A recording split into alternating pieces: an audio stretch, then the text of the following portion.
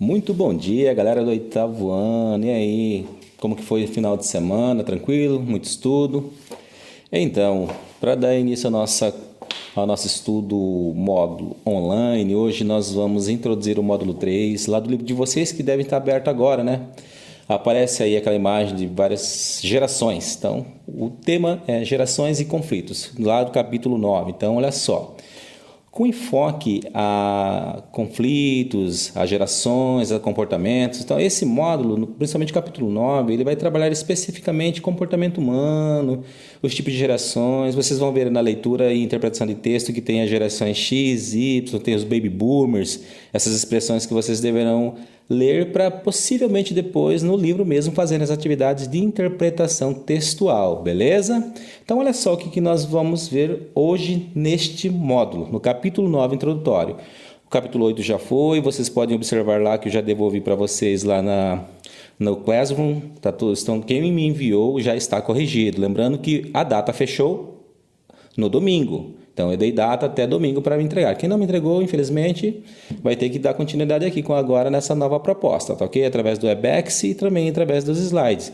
Lembrando, pessoal, que eu vou enviar também esse mesmo slide, esse mesmo áudio lá no HD virtual. Quem tiver problema com baixar ou de ouvir ou de não tiver a ferramenta necessária, pode ir lá no HD virtual que ele estará disponível lá, beleza? Então, olha só. Então, vamos lá. Então, como fala o capítulo 9, conflitos, gerações e conflitos, a primeira situação que discute é o choque de gerações. Como conviver em família? Na família você tem seu pai, sua mãe, tem seus irmãos. Então, cada um nasceu em uma data, em uma década diferente. Então, isso vai ser discutido. Então, como viver com essas diferenças? Um gosta mais de twittar, outro gosta mais de Instagram, outro gosta mais de assistir televisão. Então, assim, começa essas situações. Então, olha só. Choque de gerações. As ideias. Lembra quando o pai da gente fala, no meu tempo isso não acontecia. Quando eu era criança, isso acontecia. Então, assim, tem essas discussões. E isso traz muito. Essa discussão é muito interessante porque no primeiro texto desse capítulo traz essa discussão de gerações. Por que chama baby boomer? Por que é geração X, Y? É interessante fazer esse enfoque. Então, vocês terão também a leitura e interpretação textual e depois disso, como é de prática, como nós já estamos acostumados a fazer nas aulas de língua portuguesa, tratarmos dos exercícios do livro, ok? E na produção textual, vocês podem observar que na página 194 traz o gênero textual cartoon. A diferença entre o cartoon e a charge, vocês deverão fazer a leitura, observar o que o cartoon tem de diferente da charge. A charge, pessoal, só para ajudar um pouquinho, a charge ela tem o intuito de ser satírica, de ser irônica. A charge ela é mais realizada no meio de comunicação para criticar uma situação datada. Por exemplo, nesse período agora que nós estamos vendo do coronavírus, das discussões de tratamento, dos governos, então cria-se uma charge, o chargista ele cria uma imagem de políticos da situação com um enfoque irônico e humorístico também, para criticar o que está acontecendo neste momento. Já o cartoon, ou cartoon, como queira, ele já não tem uma data específica, mas ele também tem um cunho humorístico. O cartoon ele trabalha de uma coisa atemporal. Vocês podem observar no livro de vocês que aí tem um cartoon que traz a discussão de comida. Comida isso, comida aquilo. Pode observar aí que tem aí o cara fica até em dúvida, né? Vocês podem observar a figurinha que fica até em dúvida o que comprar. Fala de comida natural, mas é doce. Já pensou? Doce. Uma pizza doce. Então ele faz essa crítica, essa analogia. Faz aí no texto também traz essa diferença que eu acabei de falar para vocês sobre o cartoon e a charge, beleza? Então, continuamos. Veja bem, pessoal. Agora a parte de língua mesmo, de estrutura. Nesse mesmo capítulo 9, nós vamos dar a introdução sobre o que é hiperônimos e hipônimos. Está contido lá na página 197. Vocês podem observar o seguinte, o que é um hiperônimo e um hipônimo. É muito simples, só basta ter uma questão de prestar atenção, questão de leitura mesmo. O texto não é uma sequência de palavras isoladas, para que ele se torne uma unidade de sentido. É preciso que as palavras combinem entre si. Ou seja, o que isso quer dizer para nós? Que nós não escrevemos aleatoriamente a situação dada de comunicação. Nós primeiro articulamos, nós combinamos, mas isso é óbvio que nós não paramos para pensar, agora eu vou falar um substantivo, agora eu vou falar um adjetivo. Não, nós falamos. de maneira boa, consistente e bem articulada. E o que traz para nós a introdução de hiperônimos e hipônimos? Que é preciso que as palavras combinem entre si, mantendo uma relação de sentido em que haja referenciais claros. O que são referenciais claros? Se eu estou falando de geração sobre tipo de comportamento, então todo o meu discurso tem que ser embasado nas gerações, no tipo de comportamento.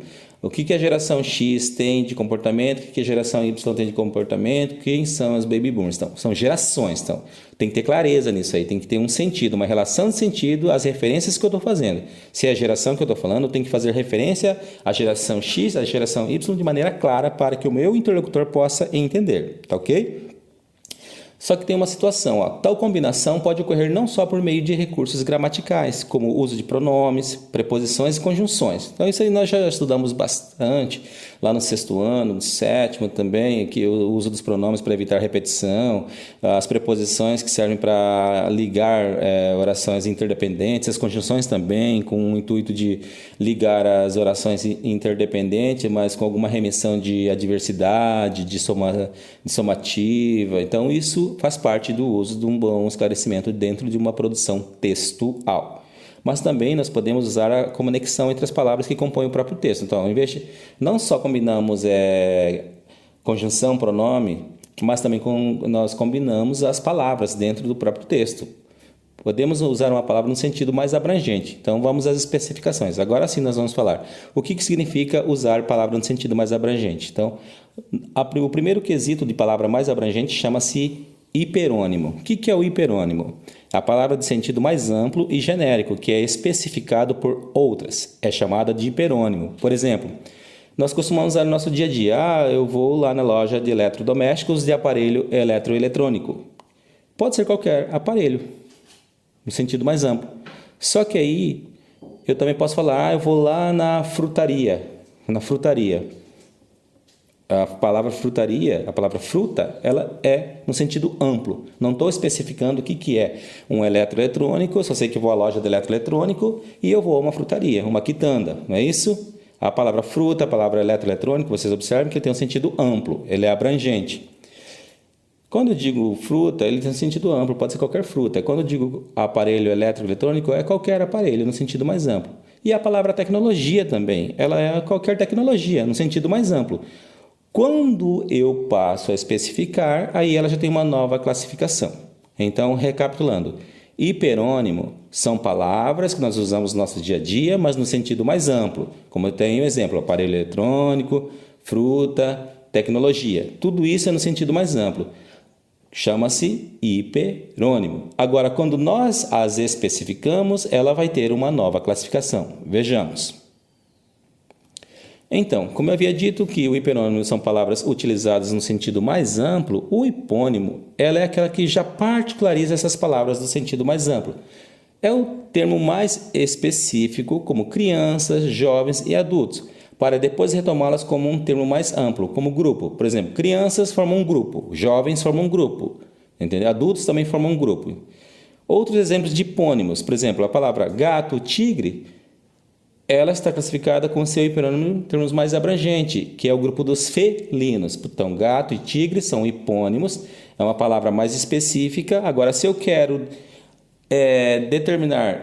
tornar mais amplo esse sentido de gato e tigre, eu uso o grupo dos felinos. Então, vocês podem observar em destaque aí. A palavra felinos ela é tida como hiperônimo e gato e tigre é hipônimo. Quando eu particularizo, eu estou fazendo uso do hipônimo. Agora, quando eu dou um sentido mais amplo, eu estou fazendo uso do hiperônimo. A palavra cabeça, pé, mão são hipônimos. Agora, quando eu quero tratar dessas mesmas palavras no sentido mais amplo, eu falo que elas são membros do corpo humano. Então, a palavra membros do corpo humano é no sentido mais amplo, então eu classifico como hiperônimo, ok? Um exemplo bem prático para que a gente possa entender melhor. Olha só, quando eu falo assim, eu vou lá na loja de eletrodomésticos. Eu sei que na loja de eletrodomésticos existem vários eletrodomésticos, não é isso? Lá eu posso encontrar televisão, aparelho celular, eu posso encontrar aquecedor, eu posso encontrar alisador de cabelo. Então, Quando eu digo vou lá na loja de eletrodomésticos, a palavra eletrodomésticos está no sentido bem amplo, que ela abrange todo tipo de eletrodomésticos. Agora, quando eu vou lá na loja de eletrodomésticos e comprar um aparelho celular, então a palavra aparelho celular ela já tornou-se específica, já especifiquei que tipo de eletrodoméstico eu vou comprar. Então, a palavra aparelho celular eu classifico como hipônimo, que já é a particularização do sentido mais amplo da palavra, ok? Qualquer dúvida, pessoal, é só vocês fazerem a leitura no livro de vocês aí, que está bem especificada essa explicação. Aqui é só para cunho de esclarecimento, ok?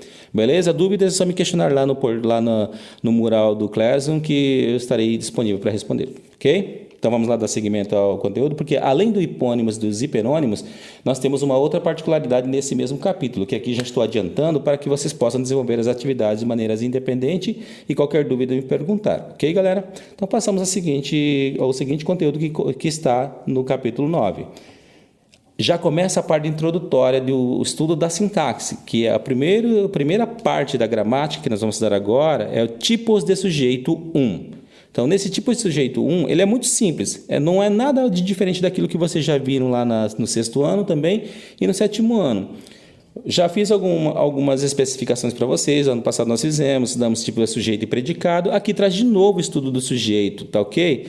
De forma bem mais sucinta, de uma forma bem mais reduzida. Então, vamos lá. Está contido na página 199. Ok, galera? Tudo ok? Então, podemos continuar? Então, olha só. Uma oração possui dois termos interdependentes, o sujeito e o predicado. O que significa interdependente? Que para o sujeito ter algo dito sobre ele precisa de uma especificação. Então, o sujeito da oração, ele depende do seu predicado, ele depende daquilo que está dizendo dele. Então, por isso que são palavras interdependentes. Sujeito e predicado, eles dependem um do outro para fazer sentido.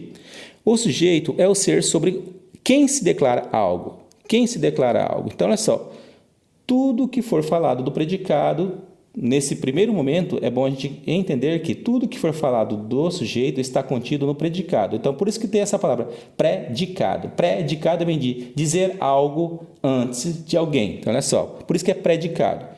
Sujeito é o ser sobre quem se declara algo, predicado é tudo que se declara a respeito do sujeito. Eu acabei de dizer. Sujeito na oração e predicado é aquilo que se fala do sujeito. Para identificar o sujeito e predicado, é necessário que observemos o verbo. Olha só os exemplos, bem simples. As netas ouvem a avó. As histórias da avó emocionam as meninas. Observe que eu destaquei os verbos, por quê? Para identificar o sujeito e o predicado, é necessário que observemos o verbo. Lembra a regra que eu disse para vocês? Tudo que for depois do verbo chama-se predicado. Então, onde começa a destacar o predicado? A partir do verbo. Depois do verbo, tudo eu posso classificar com predicado. Tá ok? Então, vamos lá para mais algum esclarecimento sobre sujeito e predicado. Olha só, é a partir da análise do verbo que descobrimos os sujeitos que agem em cada caso. Por exemplo, quem ouve atentamente? As netas. O que emociona? As histórias da avó. Então, observe que todo sentido gerado numa oração onde nós estamos trabalhando o sujeito predicado está em torno do verbo. Se eu tiro o verbo dessa oração, a palavra, a frase ou a oração fica incompleta. Por isso que é a partir da análise do verbo que descobrimos os sujeitos que agem em cada caso. Beleza? Então, olha só. Nos exemplos dá para identificar os sujeitos da oração. Trata-se de sujeito determinado. Então, olha só, nós temos na língua portuguesa 3 tipos de sujeito determinado. Aqui, pessoal, nós vamos trabalhar só sujeito determinado. Nós não iremos falar de outros tipos de sujeito, porque isso aí é mais adiante, nos outros capítulos, tá ok? Então, olha só, o que é um sujeito determinado? Não, porque nós sabemos quem é esse sujeito dentro de uma oração. Ele pode ser sujeito simples, porque possui apenas um núcleo. Por exemplo, as netas ouvem a avó. Então, só tem um núcleo. Netas, não é isso? É um sujeito simples. As netas. Ele pode ser composto, porque possui mais de um núcleo. Olha só, sujeito composto, possui mais de um núcleo. As netas e o avô ouviam a contadora de histórias. Então, olha só, eu tenho 2 sujeitos nessa oração. As netas e o avô. Por isso que é composto. E eu tenho o sujeito desinencial, ou, como nós aprendemos muitas vezes, como sujeito oculto da oração. O núcleo não é expresso, mas subentendido na desinência do verbo. O que é desinência? Quando nós conjugamos os verbos no presente, passado e futuro, as terminações dos verbos chamam-se desinência, porque é através da desinência que nós vamos saber gênero, número, grau, tempo, ok? Olha só. Então, o sujeito desinencial ou sujeito oculto, o núcleo não é expresso, mas subentendido na desinência do verbo, na conjugação do verbo. Olha só o exemplo que eu dei para vocês aqui. Até destaquei a palavra adorar. Adoramos as histórias da vovó. Nós. O sujeito nós está oculto nessa oração, mas eu sei que é nós porque na terminação da conjugação do verbo eu consigo definir quem é esse sujeito da oração. Então, é a primeira pessoa do plural, sujeito oculto, nós. Também se eu falar assim, falei sobre a história da Branca de Neve. Falei sobre a história da Branca de Neve. Nesse caso, o sujeito também é oculto, mas eu sei quem é esse sujeito da oração, que é a primeira pessoa do singular, eu falei, por causa do verbo, da terminação da conjugação verbal. O verbo falei. Eu falei. Olha só, não preciso falar. Repetir assim, eu falei sobre a história da Branca de Neve. Simplesmente posso reduzir. Falei sobre a história da Branca de Neve. O sujeito está oculto, que é a primeira pessoa do singular, eu, e dá para entender certinho, ok? Aí nós vamos ter uma particularidade dentro do sujeito. Especificar um sujeito indeterminado. Falaram que sua avó é uma ótima contadora de histórias. Quem falou? Sabemos que alguém falou, mas não sabemos. Então, toda vez que acontecer, falaram, contaram, disseram, eu posso classificar, sem medo de ser feliz, que é um sujeito indeterminado. Eu sei que existe alguém, alguma pessoa na oração, mas eu não sei classificar quem é ela. Então, eu classifico como sujeito indeterminado. Beleza, galera? É isso aí que eu tenho para vocês. Então, depois de tudo isso, pessoal, vocês têm a atividade do livro para concluir. Nós vamos usar essa aula de terça e a próxima aula que nós temos para concluir esse capítulo, tá? Não tenham pressa, vocês têm tempo para fazer a atividade, não precisa correr. E lá nas lives eu vou apresentando o gabarito para vocês, ou então no portal do Classroom, tá ok? Beleza? Um abração.